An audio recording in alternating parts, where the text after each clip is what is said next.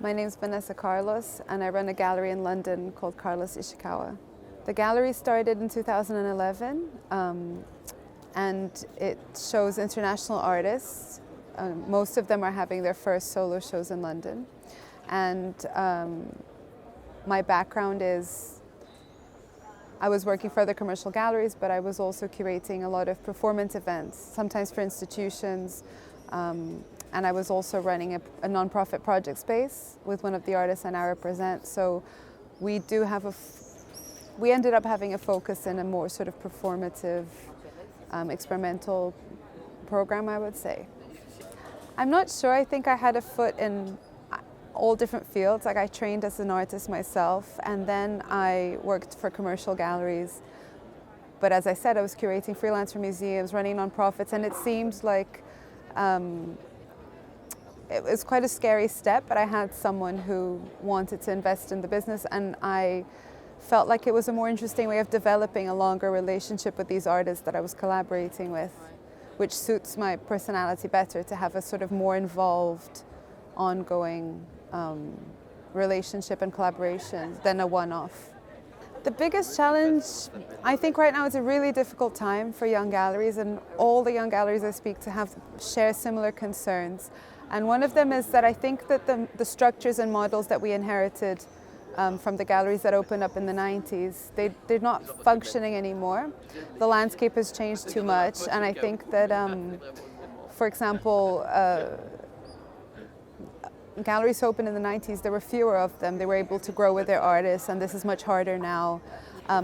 There weren't that many art fairs, and the costs involved with doing art fairs, as we know, is super high. So I think that a lot of the things that are expected of galleries now, they're like much more difficult and financial and competitive expectations put on galleries now than there were before. But at the same time, we're in a sort of landscape where there's much less room for development for young galleries. I think that the problem is that right now, the art world is a microcosm of the world at large. So all these problems we have with neoliberalism in places like the UK, or with just the capitalist structure that we all exist in, is reflected in the art world. And that structure, that neoliberal structure, favors corporations. It doesn't favor independence. And I think that in a situation like that, in the world at large and in the art world, then you want to act collectively. That's one of the few ways that you can exist. So I'm really interested in young galleries developing this collective and collaborative mentality and helping each other, and also in us reinventing the way that we want to operate. I don't think we should just accept these conventions and structures that are being sort of handed over to us. To some degree, we have a lot of power in this situation because our generation is hopefully the next one that will be showing artists for many years to come. And I think that it's really important that we recognize that we have that power to change things that aren't working for us. Last year in London, I organized a project called Condo, which was, I invited 8 London galleries to split up their spaces and invite foreign galleries to have an exhibition. So it was very much about ways of looking, because we go to so many art fairs, we look at blogs all the time, but we don't spend that much time in exhibitions anymore. So this way we could enable each other to exhibit abroad. And the London galleries just gave in kind, so they didn't pay any money. So they gave in kind as in they lent their spaces and their staff and so on. And the foreign galleries only paid the minimum amounts to cover like a joint dinner and printing the flyers and this kind of thing. And it was very generous to audiences as well, because it meant that you can go to 2 locations and see 10 exhibitions. And it was generous to foreign galleries because it gives them basically a free gallery space in London for a month. And it worked really well. It worked better than I had hoped. And it also opened up room for a lot of discussions amongst galleries about how we would like to operate going forward. And for this next year, I'm excited that a lot of established galleries have actually contacted me, interested in taking part. And that was really nice, because it goes to show that it's not just younger galleries who are peripheral to a bigger market system that are interested in acting more communally or to enabling each other. And it's not like an attempt to eradicate art fairs, but perhaps it's an attempt to do fewer art fairs. And if in different cities we all sort of hosted each other in this kind of way and came together and joined our mailing lists in this kind of way, then we all have these beautiful spaces in these cities, and then we're paying fortunes to be in a temporary exhibition stand in an art fair somewhere in the world. And those are necessary, but I think that we don't need, there's other ways also of us working. And I think that art fairs also sometimes put pressure on galleries to show more commercial work. And this is a way, by keeping costs so low to exhibit your artists abroad, that you can encourage more experimental exhibitions. Yeah, we got a lot of press, which was nice because we didn't publicize the project at all. We just had a website and we all emailed our mailing lists. So that was really encouraging because it showed that there's an appetite in the art world to open up a discussion about these things. Well, I think that for me, when I came up with the idea of Condo, the idea was to propose one alternative way of doing things. And in this case, the alternative was one way of showing abroad without necessarily doing art fairs. But from that group of galleries, there emerged many really interesting discussions, actually. So one of them was discussing that, for example, maybe in London, for the young galleries, we would like to establish agreements with artists, formalized agreements that wouldn't protect just the gallery, but they would also protect the artists. And, if it was something that we then introduce, and it's across the board, then any artist who's working with a young gallery in London will be working under very clear agreement with them. And that's easy enough to implement, I think, with the 10 or 12 young galleries in London that we're talking about. So I think from that initiative, I feel like lots of positive discussions and actual decisions have come about, or we also wrote to one of our museums who we felt wasn't really engaging with the young artists and young galleries in London. We wrote to them together asking that, that maybe they take more time, and it really works. All the curators have come up to us and have been more mindful of engaging with us. So I feel like that if we push and push, then we do come together and do things. But yeah, for sure, a lot of the time people complain and don't really take any action.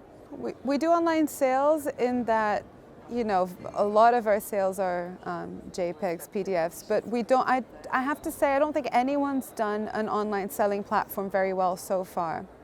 I think there's potential for that, but I don't feel that anyone's done it very well yet. The times that we've been invited, an online platform that's affiliated with a fair has invited us to list works, I feel like we don't get many inquiries. And I think the failure has to do a lot with the way that they're doing it. It requires a more personal, informed exchange, and right now people don't put their best works on. You have to trust the platform that you're putting those works on. So I kind of feel like, if someone like Art Basel made an online sales platform, then it would work, because there's already a selection process and there is a sort of trusted context an umbrella that brings all the galleries together. Right now it's a bit of a mishmash, and I don't think that that's threatening to galleries. I think there's room for all of those things to coexist, but done well.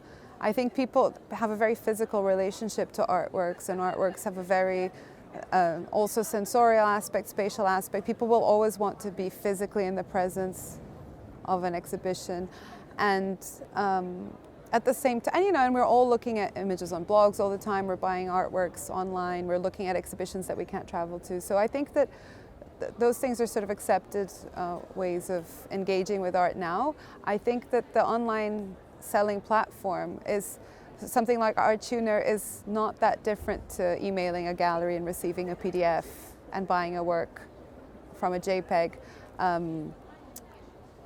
So I think that it's only natural that all those things will reinforce each other and coexist. But I just feel that there's not the ideal online platform yet. And I'm not sure if there will be, because I think the final boundary or frontier with that is transparency. Nobody, I don't know if you're going to find a time when you have prices for artworks, for all types of artworks online.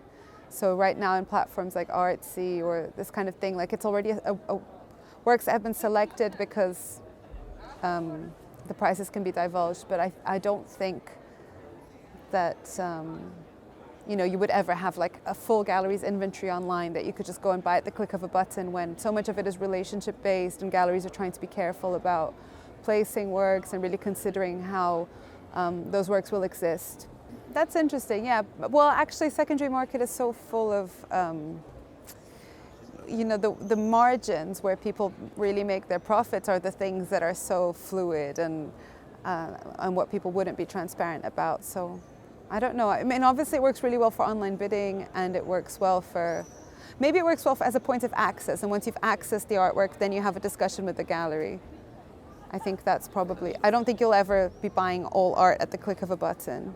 I think that it's such a specific case because Oscar Marilla had such a specific trajectory. There's not many artists who had that kind of trajectory. And in the end, he really needed a gallery like David Zwirner. So I'm happy that he ended up there because it can offer so much, and it's a stability to someone like him.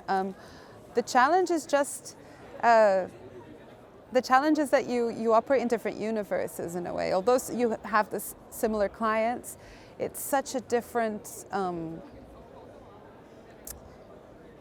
and I, we used to discuss, like, for example, I remember trying to sell his work for, not much money, and people wouldn't buy it. And I'd get very frustrated that then people were interested. And he said to me, well, in a depressing way, but it's kind of like, where does somebody want to buy a luxury handbag? Do they want to go to the flagship store in Mayfair? Do they want to go to a boutique in Shoreditch? Do they want to go to a department store? Do they want to go to Selfridges? And really that branding aspect of a gallery, or the context of a gallery, is undeniable. It's difficult. You're happy for the artist, but of course it means that you can't develop with the artist in the way that you would have liked. But of course you benefit from it as well. You benefit from that relationship. But ultimately the thing that maybe is more challenging is that it's just it feels like the realities are so different, and therefore the dialogue, it's almost like it's almost like you're speaking different languages, and you couldn't really you're not considering the same things when you're working with that artist. So it becomes, you collaborate and you work well together, but you're sort of focused on different things, and so the collaboration is less encompassing than it is when I work with other young galleries. Yeah. This is something that anywhere else would be regulated. So if you were buying a house, you put a deposit. If you change your mind, you've lost a deposit. And this is something, the art world has got by on a handshake for a long time. But I've heard of, for example, a gallery that did Miami one year, and one collector loved the booth, bought the whole thing, and then later, when the fair was over, said, actually, sorry, I can't take it. And the gallery nearly went bust from this. So I'm not sure, it would take not regulation, but it would take some sort of agreement across the board of how to operate. But, there would be ways of protecting galleries that all other industries have, So if you commit to buying a work during a fair, if you drop out, then maybe there's a deposit, just very basic things that other people do. And you're right, I think it is becoming more and more customary. I hear more and more, like me and my colleagues often say, sales only happen when we see the payment actually arrive. And I think that perhaps artists as well as collectors are not very aware of the precarious positions that galleries often have, and the cash flow, how it works, and the huge overheads. And I think that galleries are also guilty because they want to sort of protect their artists from that knowledge. They want to sort of maintain appearances, and they're not straight about what those costs are. And, on the surface, everyone's spending a lot of money on expensive designer furniture and art fairs and lifestyle, and actually I think that then that gives collectors the impression that they can take those liberties of not taking those sales so seriously, when actually for a lot of galleries they can really make or break It's difficult because, galleries are always doing research. I go to most of the degree shows in London. Whenever I travel, I see as many shows as I can. If anybody who I trust mentions an artist to me, especially one of my artists, I will always do a studio visit with one of the artists. If one of my artists recommends that I look at something else, we're always looking at magazines. So we're always looking, and I think that obviously approaching a gallery directly doesn't work because we receive so many unsolicited submissions. So I don't think that works. But I think when I was in art school and organizing our own shows, I think that's something that had a good outcome and a good energy. Was we would self-organize. We'd just find somebody's living room, put up an exhibition. Everyone who's in the exhibition, we call our friends, we call people we know, and because galleries are always looking and artists are always wanting to show. So if you self-organize and manage to create a good energy, and again act collectively as artists and collaborate by putting on a self-organized exhibition together, then most young galleries are interested in going to those things. And so I think that's much more productive and effective for a young artist than it is to send emails with JPEGs, because galleries are receiving hundreds of them all the time.